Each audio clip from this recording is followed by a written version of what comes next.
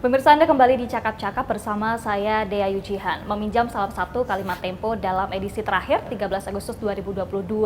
Kejadian kematian penembakan Brigadir Joshua ini layaknya opera sabun, di mana karena memang dari beberapa pengakuan yang beberapa kali berubah, kemudian fakta-fakta yang tak kunjung diakui, hingga beberapa isu liar yang tersebar di masyarakat yang tidak kunjung terkonfirmasi juga. Saya kembali bersama dengan wartawan Tempo, Bang Mustafa Silalahi, Bang Moses. Terima kasih sudah join lagi di Cakap-Cakap. Ya, sama-sama. Jumpa lagi kita. Jumpa lagi, Bang. Baik, Bang, akhirnya di tulisan Tempo terakhir memang dituliskan bahwa Ibu PC ini berhasil dimintai keterangan oleh penyidik. Adakah informasi soal apa saja waktu itu keterangan yang disampaikan, kemudian bagaimana mungkin ekspresinya, bahasa tubuhnya? Apa isi pemeriksaannya kita nggak tahu persis ya, bagaimanapun itu rahasia penyidikan ya. Tapi yang menarik adalah akhirnya dia diperiksa gitu.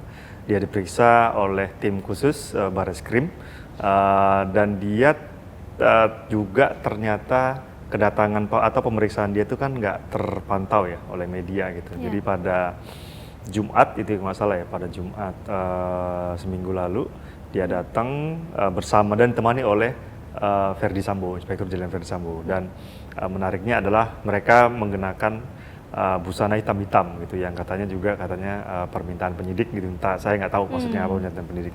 Nah, memang ketika pemeriksaan itu si Ibu Putri Chandrawati itu dikabarkan tampak tidak sehat.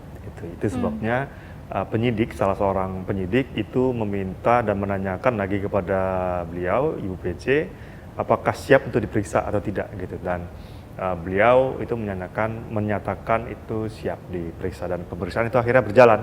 Nah, Ibu PC ini kan diperiksa sendiri ya, karena pada bersamaan itu Verdi Sambo berada di ruang lain. Nah, itu kan masih belum ketahuan tuh waktu itu, masih bebas, masih hahaha. Itu sebabnya dia masih ketawa-ketawa dengan teman-temannya di ruangan sebelahnya ini kan, karena bagaimanapun kan Pak Verdi ini kan mantan direktur tindak pidana umum ya, Dirtipidum Mabes Polri ya. Artinya memang mantan anak buahnya banyak di sana dan teman-temannya pasti banyak gitu. Jadi dia ngobrol santai, ketawa-ketawa, dan sempat berseloroh dia di pertemuan itu, berat badannya turun 10 kg katanya, gara-gara kasus ini mikirin gitu. Jadi ya lumayan lah, memang ternyata kasus begini bisa bikin orang langsing begitu.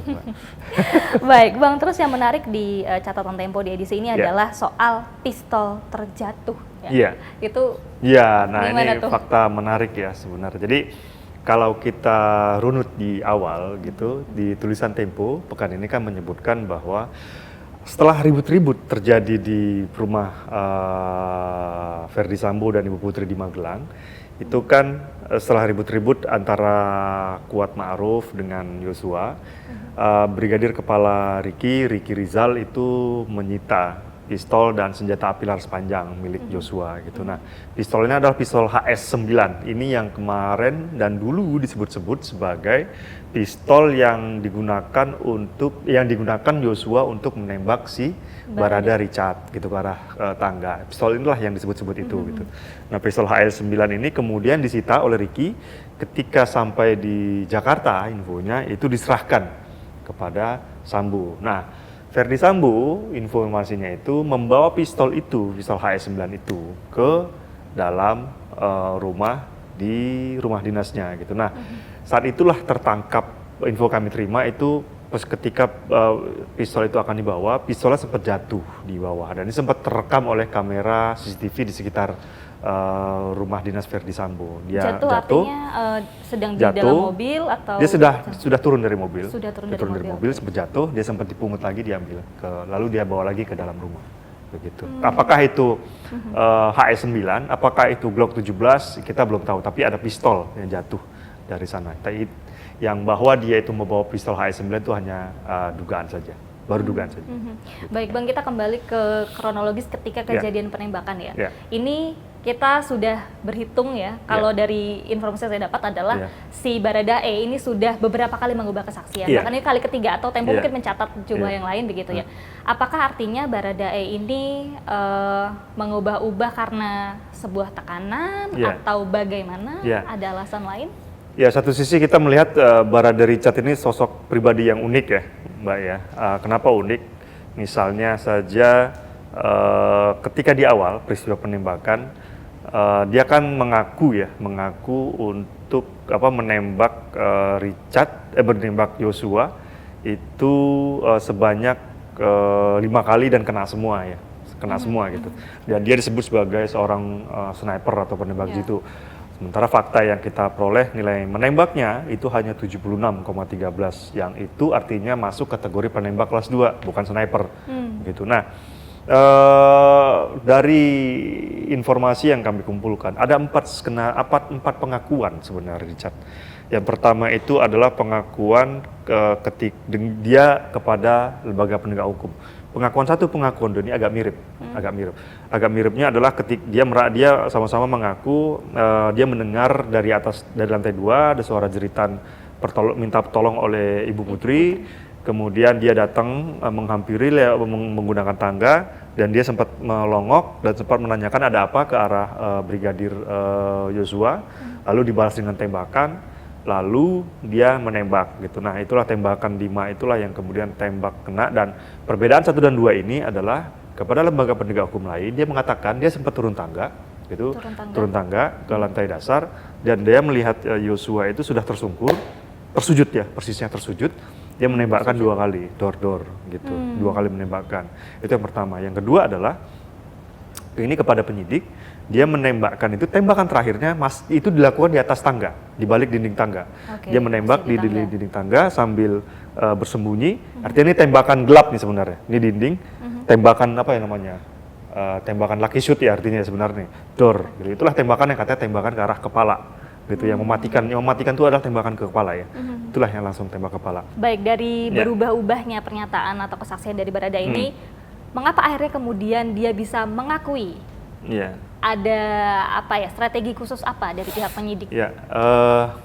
Yang pasti ini yang penyidik ya paling tahu ya. Tapi kami dapatkan cerita dari berbagai pihak gitu, orang yang mengetahui lah gitu. Dan ini bukan 1-2 orang ya, tapi ada beberapa sumber yang mengatakan bahwa ada satu titik klimaks ketika akhirnya kenapa si Richard ini akhirnya mengaku, yaitu ketika dia diperiksa terakhir kalinya. Kalau nggak salah pada 6 Agustus atau 8 Agustus ya, kalau saya tidak salah ya. Itu dia dipanggil oleh penyidik dari tim khusus Bareskrim tadi. Di sana dia disuruh menceritakan. Dan penyidikan ini sebenarnya penyidikan biasa, artinya interogasi biasa gitu.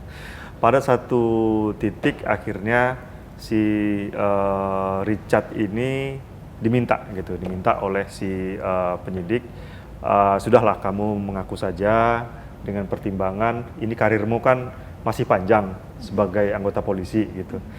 Dia kan diancam pembunuhan ya. Dia kan berbeda dengan yang lain kan 340. Kalau dia kan 338 KUHP, artinya pembunuhan. Itu kan disebutkan bahwa paling enggak kamu 15 tahun penjara nih kena. Sementara karir dia di kepolisian itu masih sekitar 34 tahun lagi. Jadi polisi itu menurut undang-undang terbaru itu masa pensiunnya 58 tahun. Usia produktifnya gitu. Setelah 50 tahun kan pensiun. Artinya dia masih ada 34 tahun lagi untuk bisa mengabdi sebagai anggota Polri. Nah, saat itu dia juga sudah mulai goyah, dan terus apalagi ditambah ternyata polisi menyampaikan ini sebagai sosok mungkin sebagai anak ya si Yosua ini ya, si Richard ini disampaikan bahwa kamu harus memikirkan orang tua kamu gitu, kenapa? Karena selama 15 tahun itu di penjara itulah dia menanggung sedih karena mungkin kamu tetap berkeyakinan dengan kesaksianmu sebelumnya, keteranganmu sebelumnya. Mungkin saat itu ya penyidik sudah paham bahwa Richard ini tidak mengatakan yang sebenarnya gitu. Nah, setelah itu sudah dirayu-rayu, kemudian istirahat maghrib. Nah, ketika memulai lagi sesi berikutnya penyidikan, tiba-tiba tuh si Richard menyampaikan, saya mau berkata jujur. Itu yang kami tulis kemarin, Pak, saya mau berkata jujur. Tapi sebelum saya berkata jujur, saya ingin memastikan keluarga saya baik-baik saja, dan tunangannya ya kalau tidak salah ya, dia punya tunangan gitu. Nah, dia ditelepon, dia menelpon orang tuanya, yang sebelumnya ternyata polisi membawa keluarganya ini dari Manado, asal Richard dan keluarganya kan tinggal di Manado, itu ke Jakarta gitu. Nah, setelah dilakukan telepon panggilan, mungkin WhatsApp call atau WhatsApp yang video call itu, akhirnya dia merasa yakin. Nah, disitulah dia kemudian mengaku pertama kali ya, yang fakta yang muncul adalah tidak ada baku tembak. Tidak Tidak ada baku tembak. Ini jauh berbeda dengan yang pertamanya. Gitu. Nah, berbeda yang di situ kesaksian itu buka-bukaan yang pertama itu mengatakan bahwa dia melihat ada ketika dia mendengar di lantai 2 tuh ada bunyi dor begitu, dia turun ke tangga, dan ketika dia turun ke tangga dia melihat kemudian ada Sambo sedang memegang pistol, dan di sebelah Sambo itu ada Yosua yang sudah terkapar bersimbah darah seperti yang kita tulis di pekan selalu bagaimana sebelumnya gitu. Nah, kesaksian ini kemudian sempat ditulis dalam kertas gitu. Ditulis dalam kertas dan sempat dibuat BAP-nya untuk yang ini. Gitu, sempat dibuat BAP-nya. Itulah kemudian yang memicu Kepala Polri Jenderal Listio Sigit Prabowo itu yang menghubungi Sambo gitu. Nah, kemudian kesaksian ini kemudian berubah lagi gitu. Ketika ada pemeriksaan BAP lagi untuk lanjutan yang berikutnya, dia kemudian meluruskan kesaksiannya bahwa dialah yang kemudian menembak gitu. Dia menembak. Jadi di situ kita juga dapat cerita detail bagaimana dia pengakuannya itu. Salah satunya adalah dia mengaku menembak menggunakan Glock 17 miliknya, dan itu dilakukan di ruang tamu depan kamar mandi. Jadi kalau Mbak Jihan ingat gitu, waktu 2 minggu sebelumnya laporan utama kita juga soal Sambo, kita sudah menceritakan secara detail posisi mayat Yosua ya, karena kita melihat sendiri foto-foto Brigadir Yosua itu sedang terkapar pakai kaos putih, celana jeans hijau, dan berada di depan kamar mandi yang saya sebut pistol itu ada di depan tangannya gitu. Nah, ini sama persis dengan keterangan Richard gitu. Kenapa? Karena dulunya kita sempat nggak yakin. Kalau dulu kan disebut ini ditembak, dan tembak menembak itu dilakukan di depan kamar Putri. Sementara dari foto itu kita lihat pintu kamar Putri dengan lokasi jenazahnya itu paling tidak ada 2 atau 3 meter. Gitu. Artinya agak berjarak begitu. Walaupun ini tidak menjawab, masih sirkumstansial istilahnya. Tapi insting kita kan harus setidaknya pada situ berpikir bener nggak nih, gitu. Kayaknya kok kejauhan deh dari pintu ya, gitu. Kita setelah kita dapat, ternyata dari eksekusi itulah dia menembak 3 kali, dan situlah kemudian kepada penyidik dia menyatakan Sambo juga ikut menembak, dan kemudian kami verifikasi lagi ke Pak Listio Sigit. Pak Listio Sigit membenarkan. Dia membenarkan bahwa keterangan terakhir tadi bahwa Richard menyatakan dalam pemeriksaan itu menyatakan Verdi Sambo juga ikut menembak. Apakah menembaknya ke tubuh, ke kepala, itu masih belum detail kita tahu. Begitu. Baik. Kembali ke lokasi kejadian tadi ya, Bang, di dalam rumah. Ini kalau pembaca Tempo sudah membaca dan menyaksikan ada animasi begitu ya, di gambar komik ya. Di gambar ke-6 itu ya. Di situ ditulis atau Tempo menulis bahwa Ibu Putri ada di lokasi kejadian, namun bersembunyi di dalam kamar. Mengapa memilih narasi bersembunyi? Ya, menarik ini melihat posisi Ibu Putri ya. Yang pasti kita bersimpatilah kepada beliau, dan dia dikabarkan masih sangat traumatis, juga masih sakit juga kabarnya. Tapi dari informasi yang kita peroleh, bagaimana sebenarnya Ibu Putri itu memang diduga mengetahui gitu. Mengetahui. Itu sebabnya dia masuk ke dalam kamar. Ini kita memang tidak sebutkan dia mengetahui langsung. Kita menyebutkan faktanya bahwa ketika rombongan Ibu Putri nyampai di rumah pribadi Jalan Saguling 3, rumah pribadi Verdi Sambo, dia langsung naik ke lantai 3 gitu. Nah, di saat itu, di saat lantai 3 itu, itulah Verdi Sambo memanggil satu persatu ajudan-ajudannya gitu. Dia memanggil Bribka Riki Rizal, dan dia kemudian memanggil Richard gitu untuk dan di situ kemudian balik lagi ke rumah dinas. Disitulah kemudian terjadi eksekusi itu. Nah, sebenarnya ada lagi informasi yang lebih menarik dan memang kami sulit verifikasi gitu. Termasuk kalau Mbak Jihan ingat ada video CCTV terakhir yang muncul ketika Ibu Putri pulang menggunakan, dan itu seperti kita sebut, batik warna biru dan celana pendek piyama dan kancingnya kebuka satu itu. Nah, ada beberapa pihak yang meragukan video itu. Apakah video itu settingan apa segala macam, ini kita belum tahu.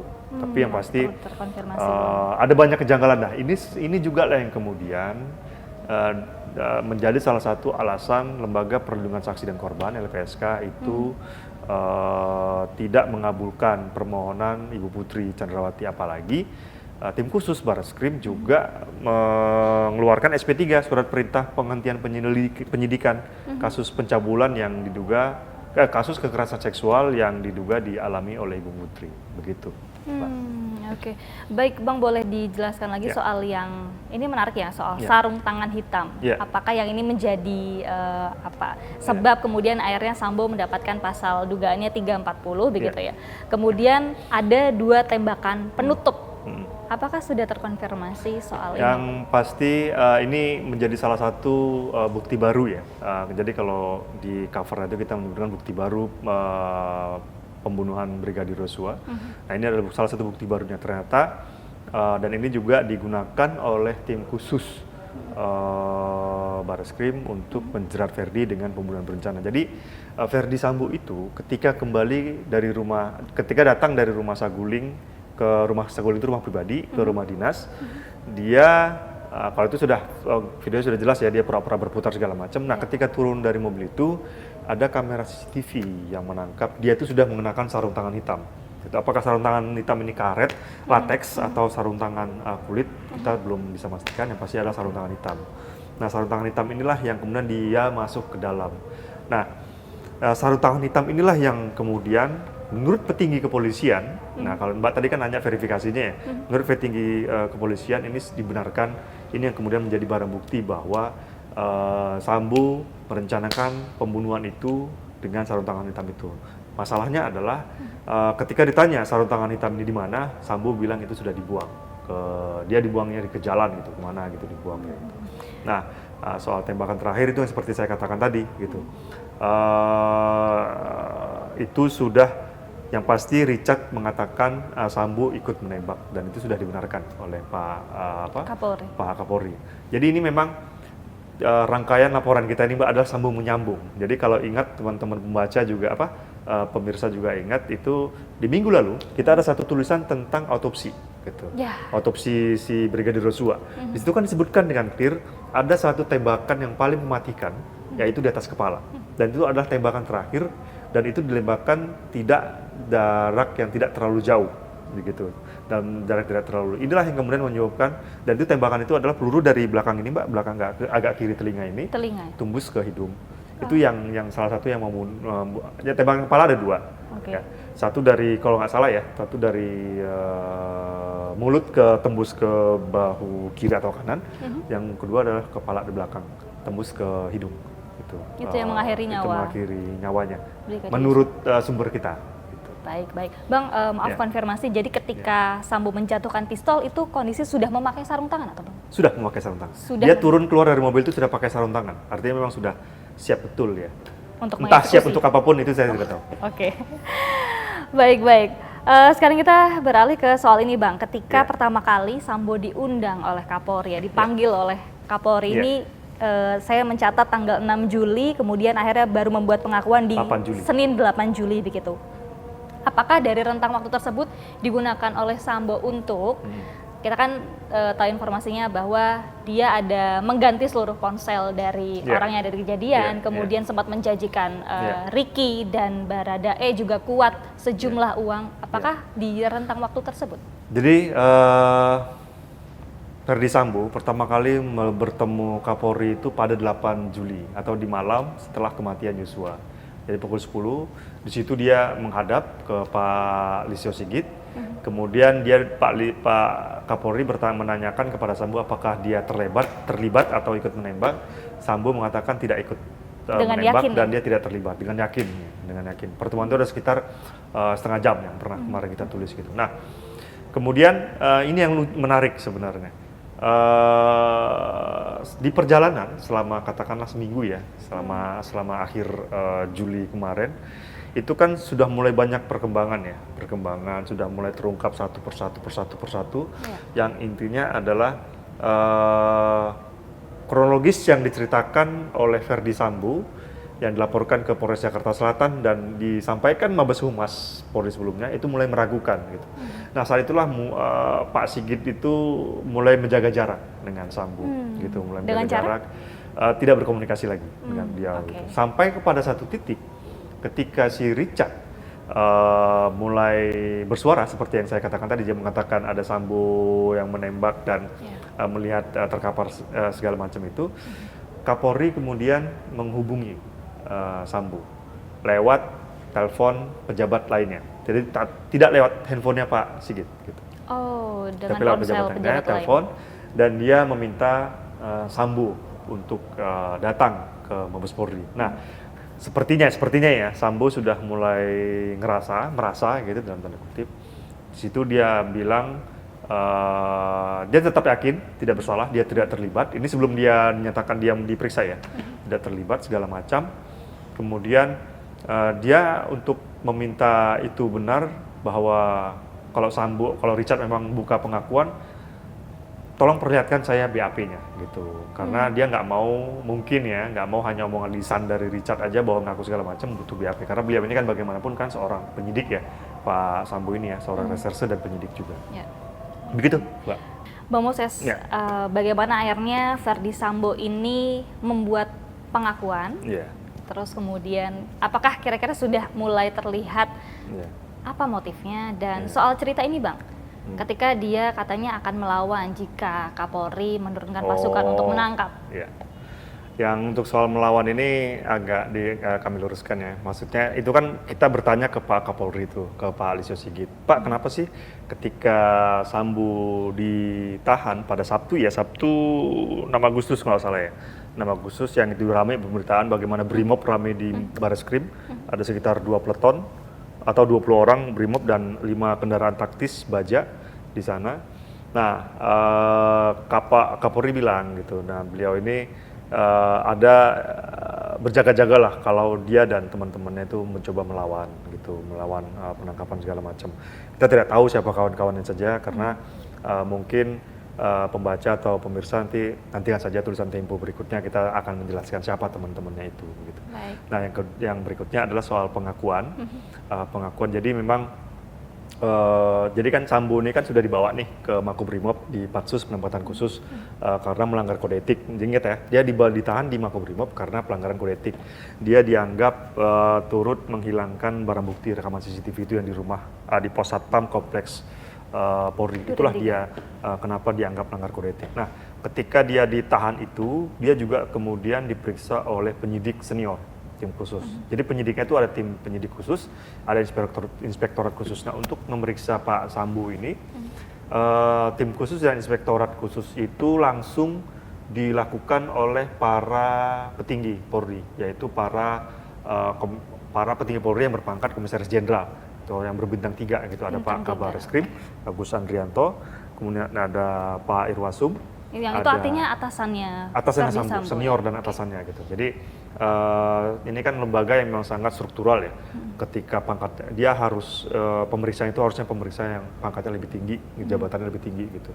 Termasuk juga ada Wakil Kepala Polri, Pak Gatot juga terlibat di situ. Disitulah kemudian setelah didesak dan setelah ditunjukkan bukti-bukti dan keterangan segala macam, di situ kemudian Verdi Sambo akhirnya mengaku merencanakan pembunuhan itu. Dan itu diawali dengan menarik nafas duluan. Tarik nafas dulu. Ya, saya mengaku. Oke. Begitu. Tempo menulis katanya Verdi Sambo mengaku dengan suara yang lirih. Iya, karena dia menarik nafas itu. Makanya seperti yang saya tirukan tadi. Ya, saya mengaku telah merencanakan pembunuhan Yosua. Tanpa sempat dijelaskan motifnya? Motifnya polisi sejauh ini tidak menjebuskan gitu, tapi seperti yang harus konferensi pers terakhir di Divisi Humas Makobrimob menyatakan bahwa juga di situ ada Brigjen Andirian Dirtipidum yang mengatakan ini mengganggu Yosua dianggap merusak harkat dan martabat keluarganya gitu. Nah sejauh ini Sambo juga kepada penyidik tidak menceritakan secara detail, belum menceritakan secara detail. Dan mereka Sambo masih mengatakan yang sama soal harkat dan martabat itu gitu. Nah yang menariknya adalah polisi juga tidak ngotot gitu, tidak ngoyo untuk mengejar Motif. apa yang dimaksud harkat martabat. Jadi harapannya dari beberapa sumber ya, beberapa petinggi yang kita jumpain, mereka berharap biarkan pengadilan nanti yang akan membuka gitu. Karena kalau dari penyidikan ini untuk menetapkan Sambo sebagai tersangka pembunuhan berencana dengan pasal 340 itu sudah cukup, artinya sudah ada 2 alat barang bukti. Ketika sudah ada 2 alat barang bukti dan sudah apalagi ada pengakuan dari si tersangka, maka motif ini bisa diungkap nanti di pengadilan, begitu. Jadi jangan kebalik, jadi mencari tersangka bukan untuk mencari motif gitu, bukan cari tersangka dulu baru motif belakangan, atau cari motif dulu baru cari tersangka gitu. Itu bisa dibalik-balik di penyidikan. Baik. Bang, tapi kita mundur lagi ke kejadian di Magelang. Ini juga ada di tulisan Tempo begitu ya. Apakah benar ada beberapa informasi yang memang menjadi dasar bahwa akhirnya FS melakukan hal tersebut? Tempo kan sempat ke sana ya. Apa saja sih temuan di Magelang itu, Bang? Ya, ini menjadi menarik ya. Bahkan yang paling menarik yang sering menjadi bahan gosip juga. Nah, untuk itulah Tempo mencoba meluruskan apa yang sebenarnya terjadi, dan untuk itu kami mengirimkan tim koresponden juga ke sana, dan akhirnya kita menemukan bahwa beliau punya rumah di sekitar SMA anaknya itu, sekolah anaknya itu. Di sekolahnya itu sekitar, kalau nggak salah sekitar 2 km dari sekolah itu.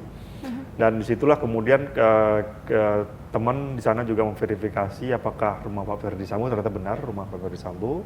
Tapi mereka memang di sana tidak mendengar atau melihat ada keributan.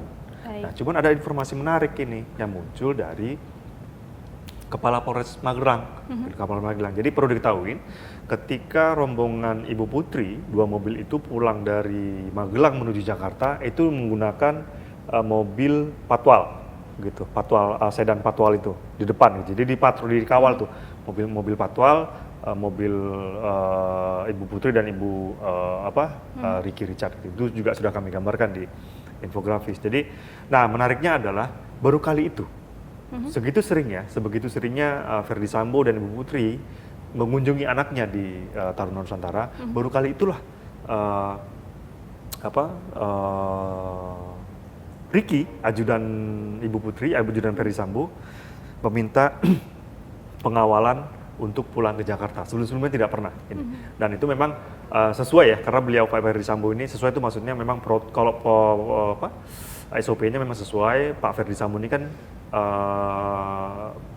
PJU ya, pejabat utama di Mabes Polri ya, jadi memang berhak mendapatkan pengawal. Tapi baru kali itu dia mendapatkan pengawalan. Nah, ketika kita cari lagi, gali lebih tahu gitu, kenapa sampai pengawalan, akhirnya kita mendapatkan cerita ada sebuah peristiwa, sepotong peristiwa yang terjadi pada 7 Juli. 7 Juli, hari Kamis. Hari Jumat tanggal 8 Juli, peristiwa kematian. Kamis 7 Juli di rumah tersebut, di Magelang tersebut. Nah, ini menariknya adalah 7 Juli itu adalah hari pernikahan, Mbak. Hari pernikahan si Ferdy Sambo dan Putri Candrawati ke 22 tahun. Harusnya di hari itu ya. Gitu. Nah, saat itu Pak Ferdy sudah pulang ke Jakarta menggunakan pesawat bersama ajudan yang lain. Nah, di situ kalau dari informasi yang kami terima,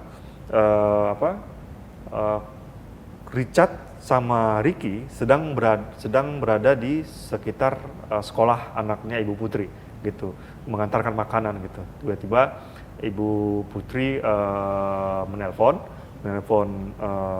Ricky supaya pulang gitu. Nah, di pulang itu kemudian mereka melihat Kuat Ma'ruf itu adalah pembantu dan sopir juga Pak Ferdy dan Ibu Putri itu marah-marah ke Yosua. Apa isi marah-marahnya kita tidak tahu. Tapi ada informasi yang menyatakan ada Yosua dan Ibu Putri itu sedang terjadi sesuatu gitu di dalam rumah tersebut gitu.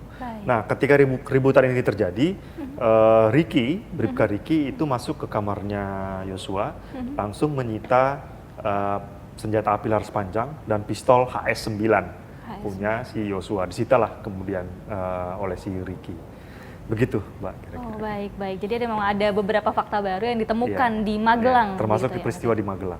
termasuk peristiwa di Magelang. Iya. Baik Bang Moses, terima kasih banyak atas penjelasannya Oke. untuk edisi kali ini. Jangan lupa untuk pemirsa menantikan seperti apa running cerita terbarunya nanti atau update-nya di episode selanjutnya begitu ya. Dan jangan lupa untuk terus membaca informasi lebih detailnya di majalah.tempo.co ataupun dapatkan majalah cetaknya. Akhir kata, saya Dea Yujian dan seluruh kru yang bertugas pamit undur diri, sampai jumpa di Cakap-Cakap edisi selanjutnya. Sampai jumpa.